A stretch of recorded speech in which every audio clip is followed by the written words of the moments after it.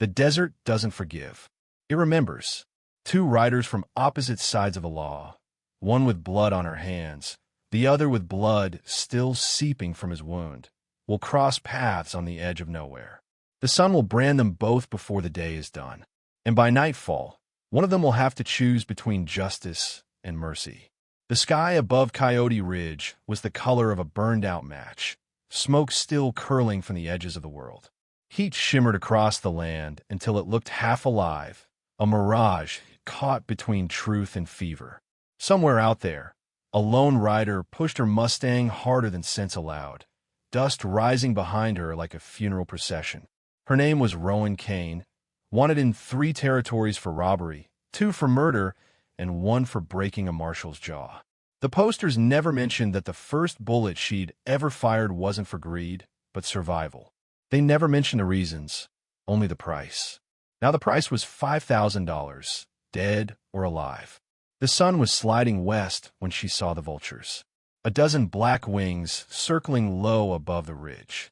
Where there were vultures, there was trouble or opportunity. She checked the revolver at her hip, felt the familiar weight, and nudged her horse toward the rise. At the top, she reined in. Below lay a wreck of men and dust. A burned wagon. 3 bodies, maybe 4. One still moved. She spat into the wind. Hell of a day to be dying. Rowan dismounted slow, boots crunching on sun-baked shale. The wind tugged at the brim of her hat, carried the smell of blood and gunpowder, sharp as rust on the tongue. She stepped over the first corpse, a deputy by the look of the badge half melted to his vest. The second had taken a rifle round clean through the heart. The third twitched. He was face down, one hand clutching at a revolver he no longer had the strength to lift. When she turned him over, the light caught the tin star on his chest. Sheriff Elias Brand. Rowan's breath hitched just once. She'd heard of him. Ex-lawman from Santa Fe, the one who cleaned up Devil's Rest and walked away before the town could thank him. A man rumored to have killed his own deputy for taking bribes. Some called it justice, some called it madness. Either way, he'd disappeared into the territories, same as every soul trying to bury a past. Still breathing, she muttered. Barely. His shirt was soaked dark around the ribs, blood pulsing slow with each heartbeat. A bullet wound left side. Close range. Elias opened his eyes halfway. They were pale, cracked like dry ice, but still sharp enough to see the outline of her holster. "You bounty hunter?" he rasped. "Not lately." "Then what the hell are you?" Rowan looked down at him, the ghost of a grin twisting one corner of her mouth. "Wrong place, wrong time. Story of my life." She knelt beside him, tore a strip from the deputy's coat, and pressed it to his wound. He groaned low, hand twitching toward his gun. She nudged it farther away with her boot. "If I wanted you dead," she said, "I'd let the vultures finish." He tried to focus, failed. "You're Kane." "Depends who's asking. I read the posters." "Well, I don't write him." For a long minute, there was only the rasp of the wind and the creak of her horse's saddle behind them. The sun hammered down, turning the air into molten glass. Sweat stung her eyes. Rowan studied him. The man had that worn-through look, someone who'd seen too much and believed too little. She could have left him there. Should have, maybe. But something about the way he kept trying to rise, stubborn as a half-broken mule, sparked a sliver of recognition. She'd seen that kind of fight before, in mirrors. "Can you ride?" she asked. Elias let out something halfway between a laugh and a cough. "Lady, I can barely breathe." "Good. Means you're still alive." She dragged him up with a grunt, slung his arm over her shoulder, and half-carried, half-dragged him to the Mustang. He bit down a groan as she hoisted him onto the saddle. "You got a death wish?" he managed. "Maybe. You can help me test it." His answer was a faint smirk that turned into a wince. She swung up behind him, took the reins, and kicked the Mustang into motion. The horse surged forward, hooves striking sparks from the stone. They rode south, toward a strip of horizon that promised nothing but more heat. By dusk, the wind had shifted. A storm was brewing, the kind that came down from the mesa without warning, all grit and fury. The sky bruised purple, then black. Lightning crawled along the far hills. Rowan found a dry arroyo and guided the horse down into it. She helped Elias off and propped him against a flat rock. His breath came in ragged pulls. The bleeding hadn't stopped. She tore open her saddlebag, pulled out a flask, a needle, and a small pouch of whiskey-soaked thread. He eyed them warily. "You a doctor now?" "Hardly, but I've patched enough holes to fake one." When she poured whiskey over the wound, he hissed through his teeth. "Son of a, keep talking," she said, "and I'll miss the next stitch." Lightning flashed, revealing her face for the first time in full. Hard lines softened by fatigue, freckles hidden under dust, eyes too green for the world they stared at. Elias realized she was younger than he thought, maybe 30. Not the monster the posters painted. She tied off the last stitch and sat back, wiping her hands. "That'll hold if you don't move much. I owe you. You owe me silence till dawn." He chuckled weakly. "You always this friendly?" "Only when I'm sewing up men who might shoot me later." He leaned his head back against the stone. The storm rolled over them like a train, thunder shaking the ground. For a while, neither spoke. Finally, he said, "What are you doing out there?" "Same as you, I expect. Trying not to die. Bounty on your head big enough to make half the territory try." She shrugged. "Let him try." Something in her tone made him glance at her again. It wasn't bravado. It was emptiness. A woman who'd stopped expecting to see another sunrise. He wanted to ask what she'd done to earn that look, but he'd seen enough eyes like hers to know the answer was never simple. Instead, he said, "The men up on that ridge ambushed. One of them might have been my deputy. They were hauling payroll money for Fort Parker." She met his gaze. "And you think I did it? I think you're alive when they're not." She smiled thinly. "Then you don't know me half as well as you think." The storm passed. The silence afterward felt sacred, like the pause between heartbeat and death. Somewhere far off, a coyote howled. Rowan tossed him her spare blanket and lay down a few feet away, gun within reach. "Get some sleep, Sheriff." He closed his eyes, exhaustion dragging him under. But long after he drifted off, she stayed awake, watching the lightning fade on the horizon, wondering if saving him had been the dumbest thing she'd done yet. When the dawn finally came, the desert had scrubbed itself clean. The sky was raw and gold. Vultures circled somewhere far behind them, but she didn't look back. The Outlaw and the Lawman rode again, two ghosts bound by the same sin neither could name. And somewhere ahead, the desert waited to collect what was owed. The dawn came slow and cruel, the kind that made every scar ache like it remembered who gave it. Rowan woke before the sun cleared the ridge, hand already wrapped around the grip of her Colt. The air was cold enough to see her breath, but the heat would come soon enough. Desert heat always did, eager to burn away anything soft left in his soul. She turned her head. Elias Brand was still asleep, though asleep was a generous word for the way he lay, half sitting, half slumped, one hand resting on his revolver, even in unconsciousness. His hat had fallen beside him, revealing a streak of gray through the dark of his hair. A man carved by discipline, broken by duty. Rowan poured a small trickle of water from her canteen over her face. It tasted like rust and leather. She swore softly and glanced at the horizon, east, where the ridge bled into red stone and sage. Somewhere beyond that was the outlaw camp she'd planned to reach before sunset yesterday. The gang she'd ridden with before things went south. Now she wasn't sure which side of the law she'd end up shot from. Elias stirred. Pain dragged him back to the world. His ribs burned like someone had hammered a brand into them. When his eyes opened, he found Rowan already saddled and checking the cinch on her Mustang. "You're up early," he rasped. "You're alive," she shot back, not looking at him. "Good sign." He tried to sit up straighter and groaned. Rowan handed him a strip of dried meat. "Eat. You need salt more than pride right now." He took it without argument. The silence between them was taut, but not hostile, like two gunfighters waiting for a cue that never came. Finally, he said, "Where are we headed?" "South. There's water 2 days out if we cut through Raven's Pass." "That's Apache land." "Yeah," she said, cinching the saddle tighter. "So's half this damn territory if you ask them. But they don't usually shoot unless you give them reason." Elias wiped dust from his mouth. "You've been out here a while. Long enough to stop thinking the badge means anything." He met her eyes. "You got something against the law?" She smirked. "You mean besides it trying to hang me?" That shut him up for a while.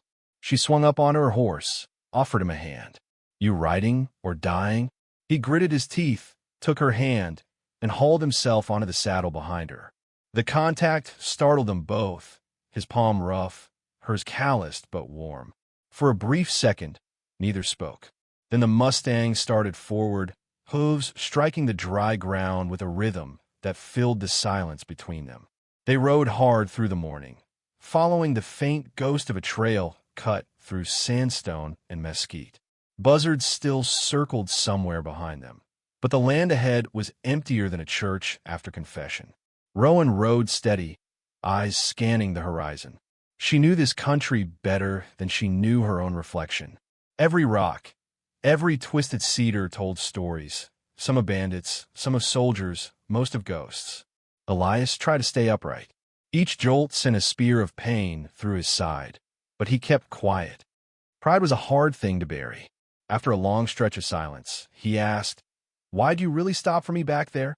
Rowan didn't answer right away. The desert wind carried her reply away before she finally said, "Guess I got tired of leaving people to die. That's not what I heard about you. You shouldn't believe everything you hear, especially about people like me."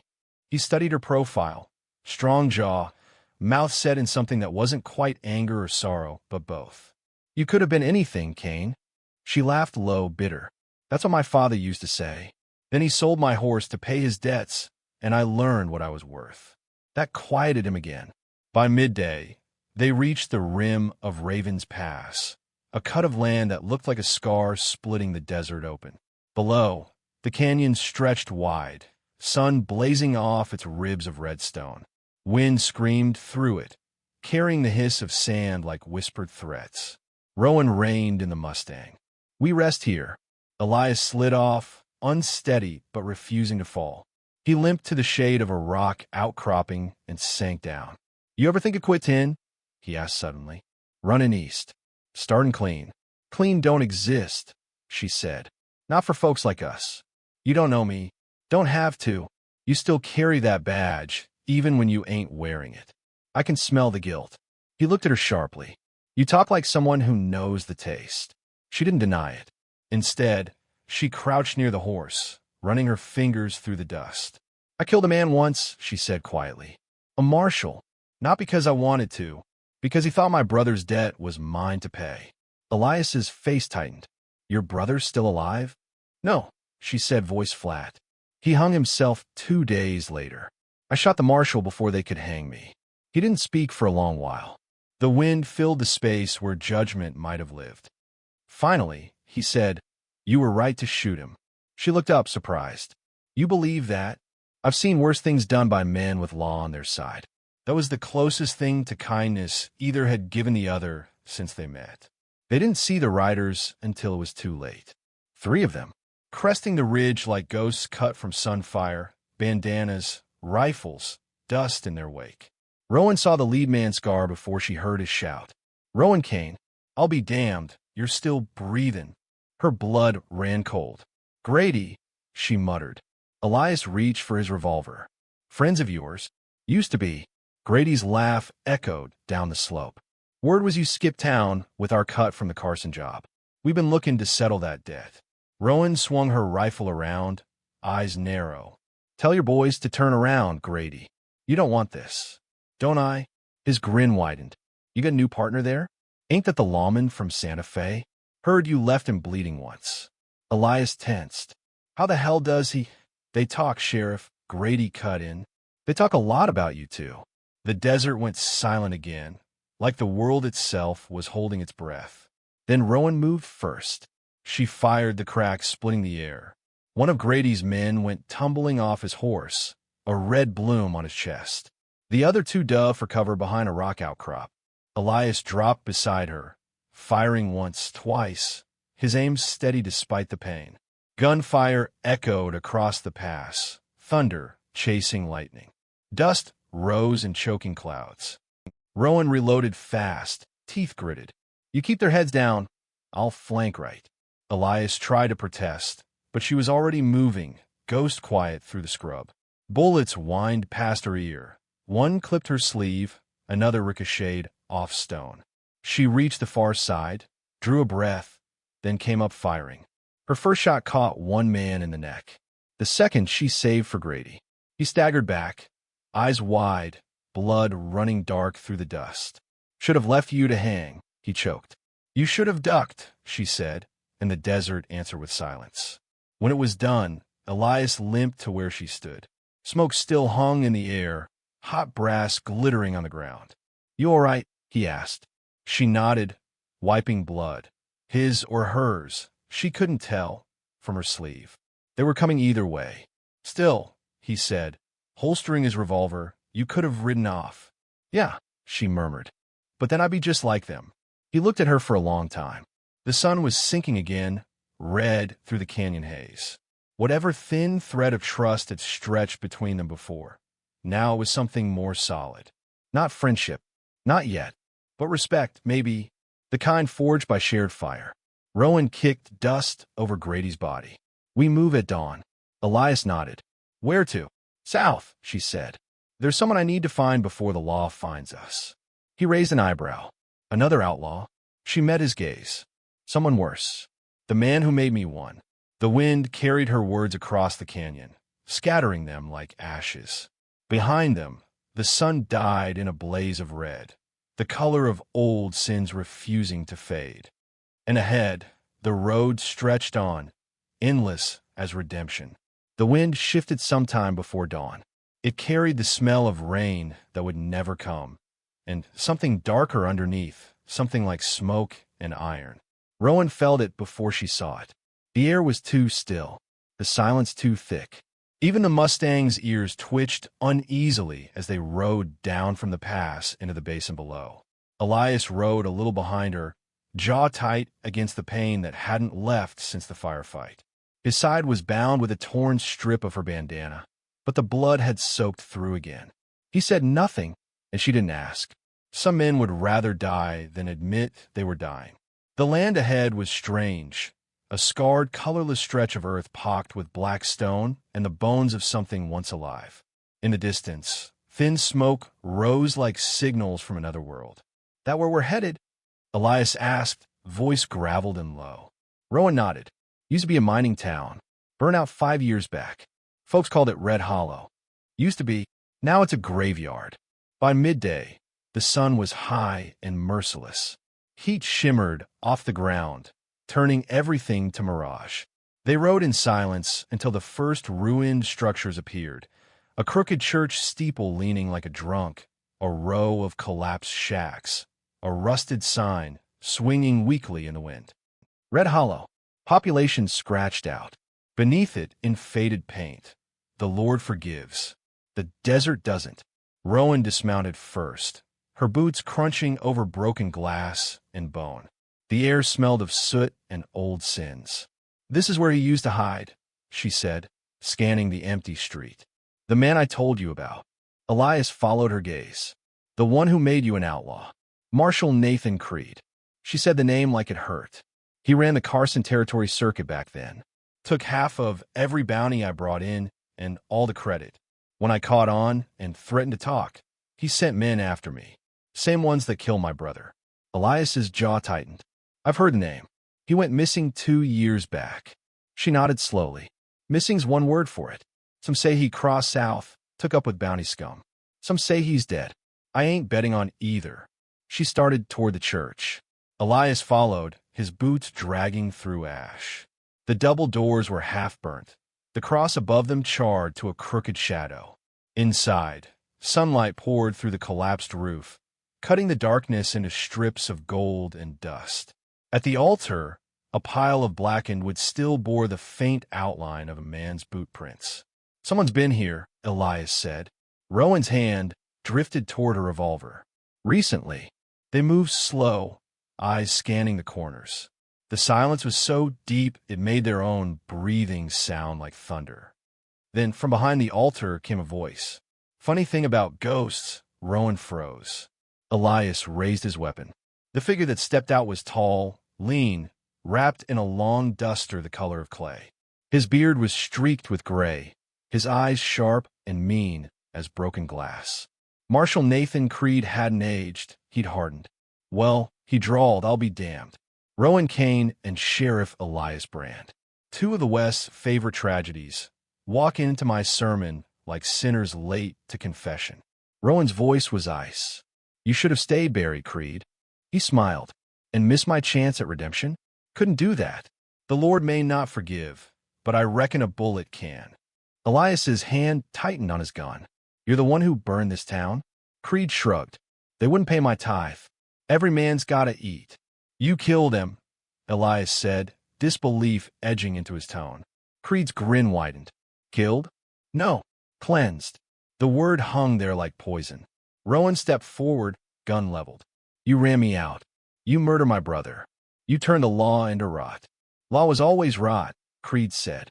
I just stopped pretending otherwise. For a heartbeat, everything went still, wind, light, sound. Then Rowan fired.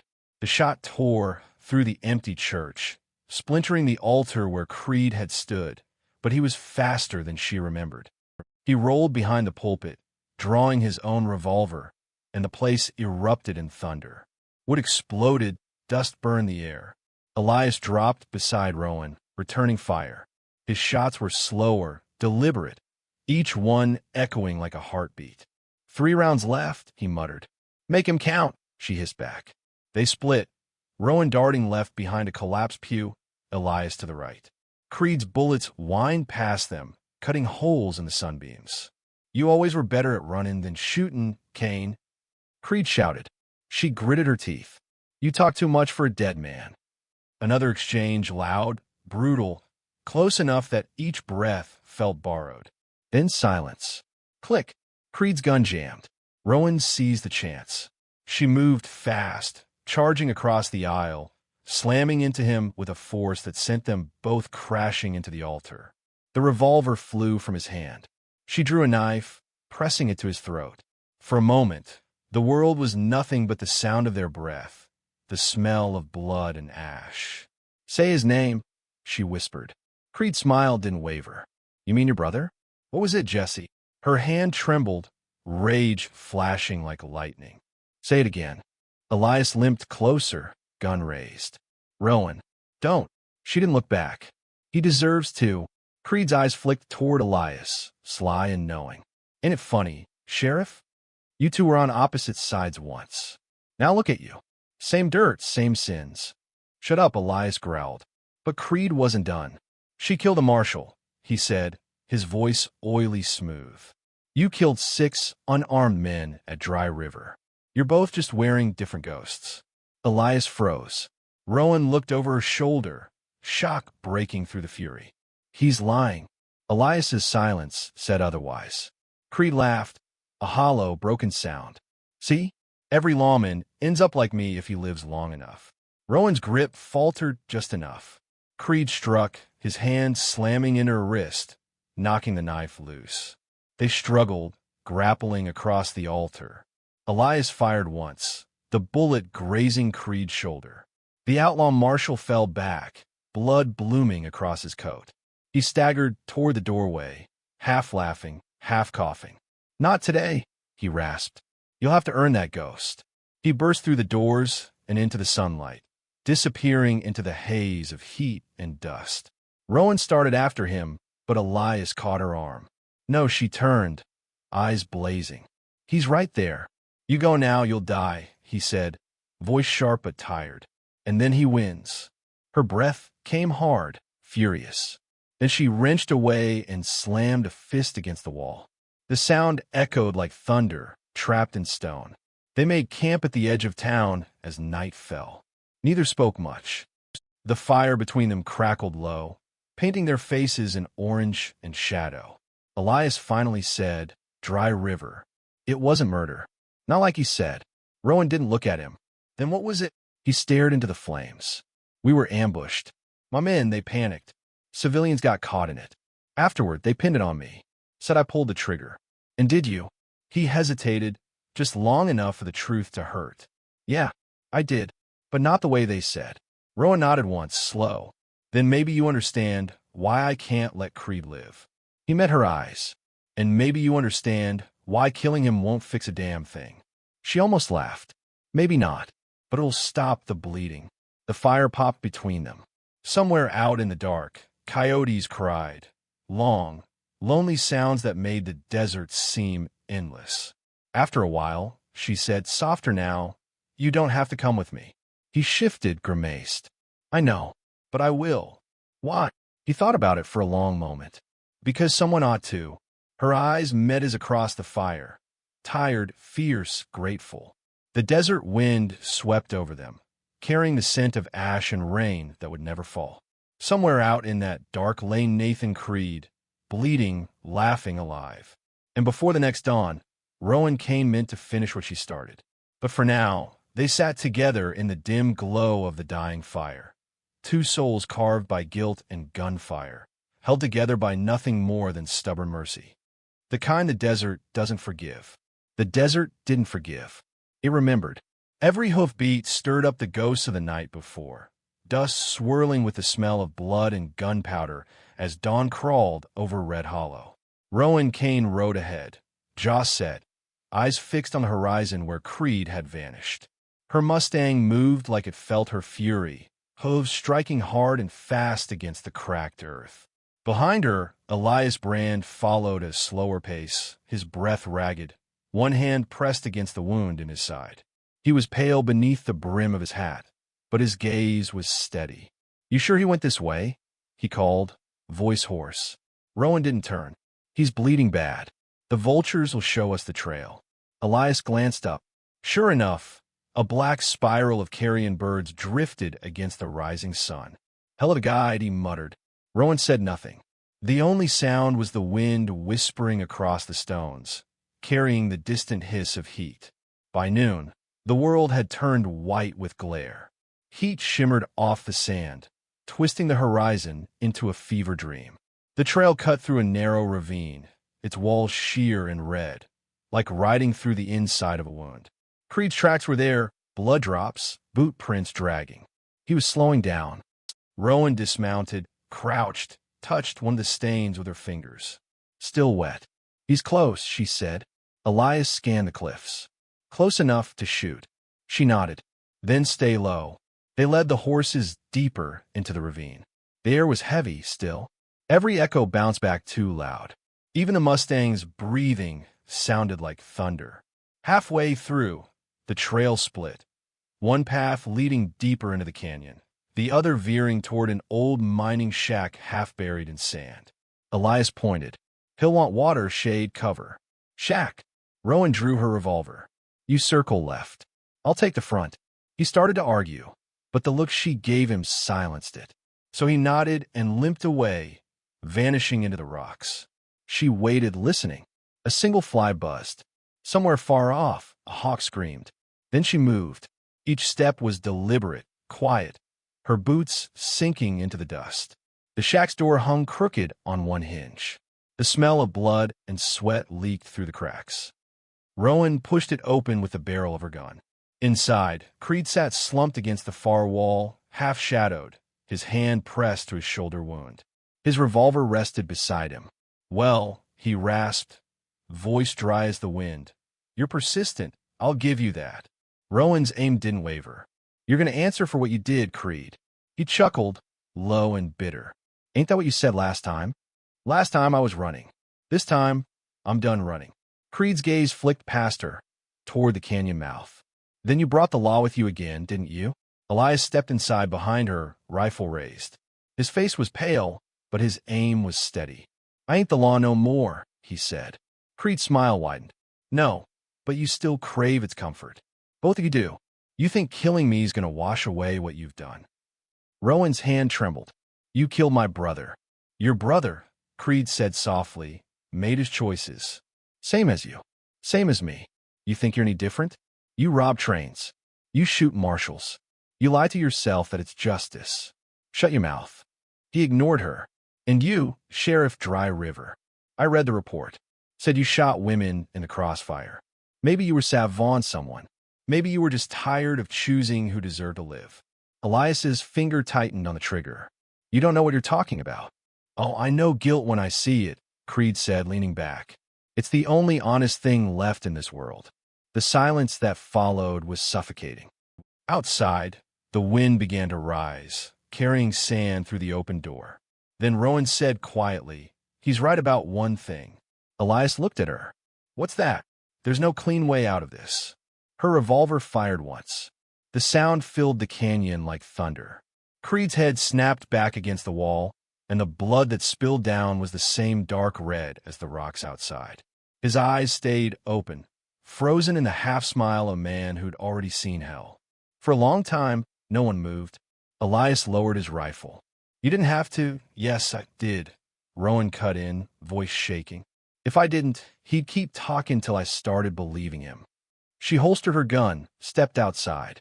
The wind had picked up to a howl, driving sand across the basin.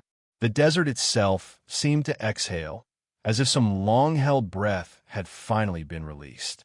Elias followed, shielding his face from the grit. "You think it's over?" She didn't answer right away. Her eyes were on the horizon, where the sun was beginning to sink, a molten coin dropping into the edge of the world. "Nothing's ever over," she said finally. "Not out here." They rode for miles that evening, neither speaking much. The sky burned orange, then bled into violet. By the time they stopped, the stars were coming out, sharp and cold above the desert floor. Elias built a small fire. The flames painted his face in flickering amber. Rowan sat across from him, knees drawn up, staring into the dark. After a long while, he said, "You could go east. Start over. Find a name that ain't hunted." She smiled faintly. "And what about you?" "I'm thinking of heading north. Maybe Oregon. Heard they don't ask much about a man's past there." Rowan poked the fire with a stick. "You ever think about what you'd do if you didn't owe anyone anything?" He nodded slowly. "Every damn day." They fell quiet again, listening to the wind whisper through the sage. Somewhere far off, thunder rolled, dry, hollow like drums under the earth. Rowan reached into her coat and pulled out a small locket, the one she'd carried since the first ride. She opened it. Inside was a faded sketch of a boy, young and smiling. "Jesse," she murmured. Elias watched the way her hand trembled. "You could bury it," he said softly. "Let him rest." She shook her head. "Not yet. Maybe when I can breathe without remembering." Elias leaned back, wincing. "You killed the man who took him. That's something." Rowan looked at him. Her eyes caught the firelight, sharp and tired. "You ever kill a man and still feel like you lost?" He didn't answer. The night settled heavy around them.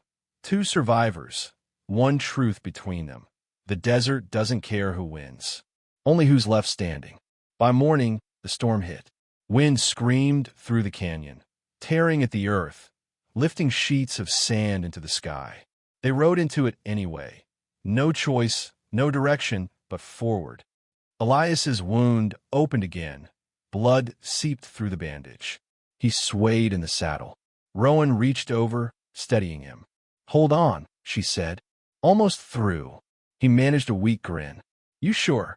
"No," she said, "but it sounds better than the truth." They pushed on. The world turned to dust and noise. The horizon vanished. For a moment, it felt like the whole desert had swallowed them. Then the wind broke, just as suddenly as it came. Silence fell, thick, absolute. They stood on a rise, overlooking the valley below. From there, Red Hollow was a smear of shadow behind them, half buried already. Ahead, the land opened into endless plains, clean, untouched, waiting. Elias exhaled. "Looks like the edge of the world." Rowan nodded. "Maybe it is." He looked at her. "You still heading south?" "Yeah. There's a border town. Might find work, maybe peace." He chuckled faintly. "You ever find peace? Send word. I like to see what it looks like." She smiled small, real. "You'll be the first to know." For a long moment, they just sat there, two figures against the empty horizon, the sun rising behind them like a second chance neither quite believed in.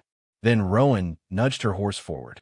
Elias watched her ride off, the wind tugging at her coat, her silhouette fading into the glare. He turned back once toward Red Hollow, toward the ghosts and the fire and the blood still drying in the dust. Then he touched the brim of his hat, whispered something only the desert could hear, and rode north.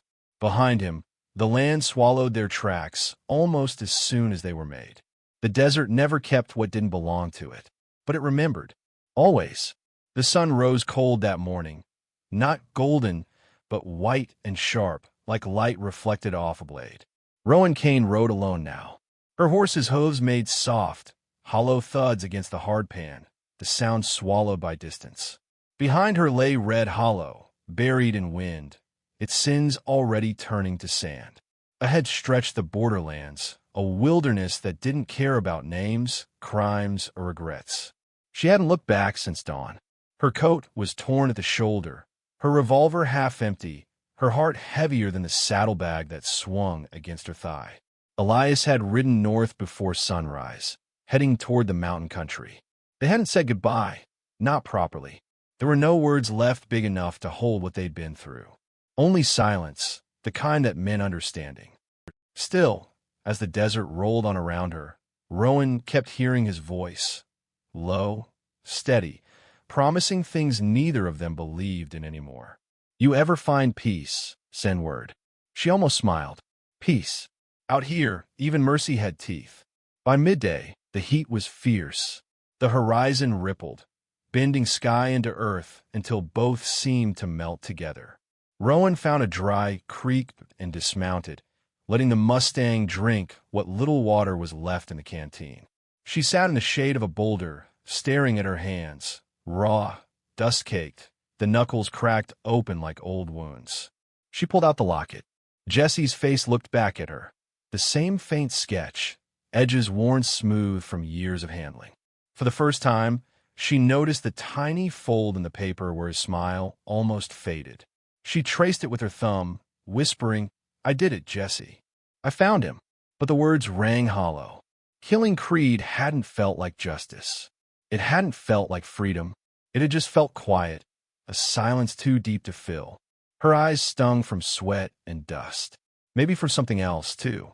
A shadow passed overhead. A hawk, circling lazy loops against the white sky. She watched it drift higher and higher until it vanished into the glare. Then she stood, packed the canteen, and climbed back into the saddle. There was a town somewhere south, a place called Esperanza. The name meant hope. Someone once told her names were just lies people tell themselves. Still, she figured it was worth hearing one last lie before the end. Elias Brand rode north through canyon wind and mountain light. His wound burned, but he kept moving. The land changed as he climbed, cactus giving way to pine, red rock to granite. The air smelled of rain instead of dust. He stopped one evening at a ridge overlooking the valley. Below him, a river cut through the pines, narrow, silver clean. For the first time in years, he felt something close to stillness. He made camp under an old juniper. The fire crackled soft. He unwrapped the bandage at his side, the skin beneath angry and pink but healing. The bullet wound had missed anything fatal. Maybe that was luck. Maybe punishment. He took out the tin badge he still carried, bent and blackened. Sheriff. It had once meant something, order, justice, protection. Now it just felt like a relic from another life. He turned it over in his hands, then threw it into the fire. The metal hissed, curled, and was gone.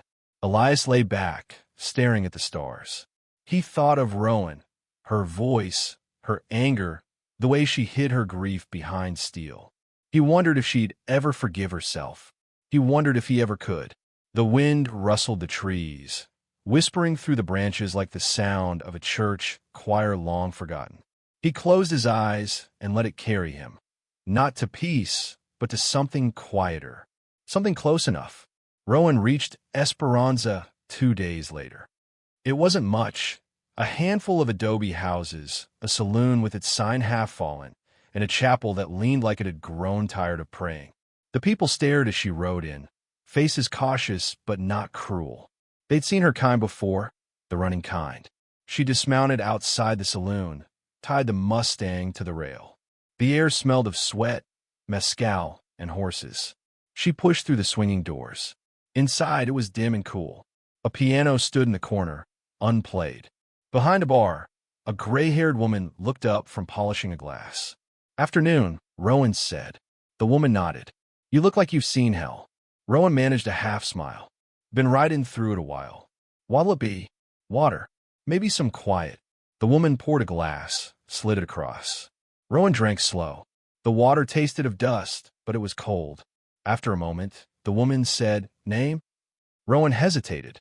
Then Grace. The lie came easy, maybe because it was the kind that hurt less than the truth. "Well, Grace," the woman said, "you look like you could use work. Cook's left town. Bed's upstairs if you want him." Rowan nodded. "Much obliged." She paid with the last silver dollar in her pocket and went upstairs. The room was small, a bed, a basin, a cracked mirror. But it was still, and the light coming through the window was soft, not cruel. She sat on the bed and unbuttoned her coat. The revolver clinked as she laid it on the table. For a long time, she just looked at it. Then she opened the cylinder, emptied the shells into her hand. One by one, she dropped them into the basin. The sound, small splashes of metal on water, felt like confession. When she finally lay down, she dreamed of rain. Weeks passed. The desert turned to dust storms, then to green when the rains came. Rowan worked the saloon's kitchen, chopping onions, boiling coffee, mending shirts. People stopped staring after a while. She still woke, sometimes with her hand reaching for the gun that wasn't there. Still flinched at thunder. Still heard Elias's voice in the wind. But one evening, standing outside the saloon watching the sunset burn soft over the hills, she realized something had changed. For the first time, the past didn't feel like a noose. Just a shadow, long but fading. She reached into her pocket, pulled out the locket, and walked down to the chapel. The priest wasn't there. Only candles and the faint smell of wax and wood. She knelt by the altar and placed the locket beneath the cross. "Rest easy, Jessie," she whispered. "It's done." When she stood, she didn't look back. Outside, the sky was deep violet, the first stars trembling awake. She started walking toward the horizon, toward whatever waited beyond mercy. Far to the north, in the high country, Elias built himself a cabin by the river. Sometimes travelers passed through, ranchers, drifters, lost souls. He'd give him food, water, sometimes a place to rest. Once, a young boy stopped by with a broken horse. Elias helped mend the leg. The boy asked his name. "Just a man trying to make things right," Elias said. The boy grinned. "You sound like a preacher." "Used to sound like worse," Elias replied. When the boy left, Elias watched the river. The current was fast, bright with meltwater. He thought of all the things that couldn't be undone, all the names the wind had taken.